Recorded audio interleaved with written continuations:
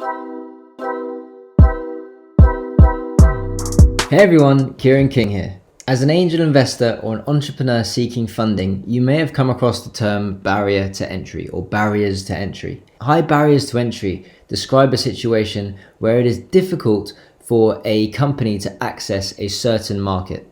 Now, I'm going to use my very limited artistic ability to try and help explain the concept of barriers to entry.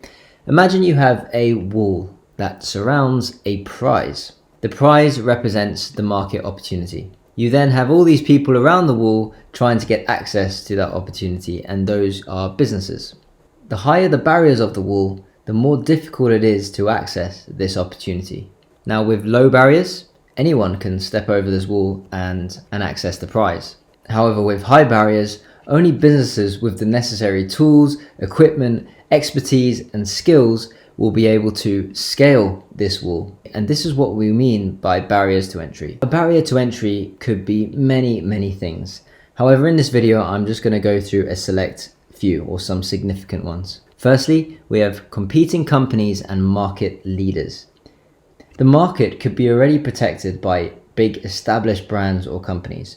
Imagine you want to launch a chocolate bar as a new business and you want to launch that into the market. There are so many established brands out there like Cadbury, Mars, Nestle, and many more that are huge players that dominate this market. This creates high barriers to entry and less chance of success for you.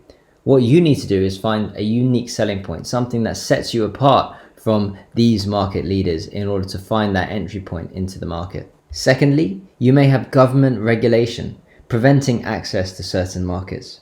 This is true with certain industries such as commercial airlines, military defense, and even pharmaceuticals. In the US, all new drugs need to go through stringent approvals from the FDA that are both costly and expensive.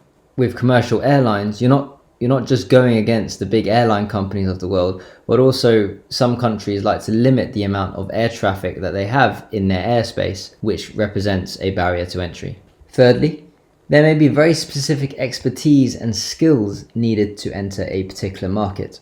I worked with a company before that put video cameras on roller coasters, aiming to break into that theme park souvenir market. The amount of research and development required to develop a camera that could withstand the G-forces roller coasters generate was massive. Not only that, there were huge hurdles involved in achieving the relevant health and safety accreditations and certifications to put cameras on roller coasters safely. Now, that company managed to do all those things. However, other competitors trying to enter that market will now have to go through those same hurdles as that one, which obviously has a significant time and skill cost. This is a high barrier to entry.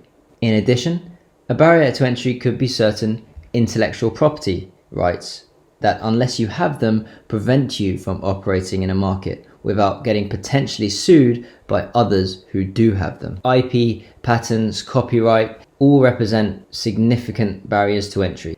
Now, those are just a few examples. When I look at businesses to invest in, I spend a lot of time researching these barriers.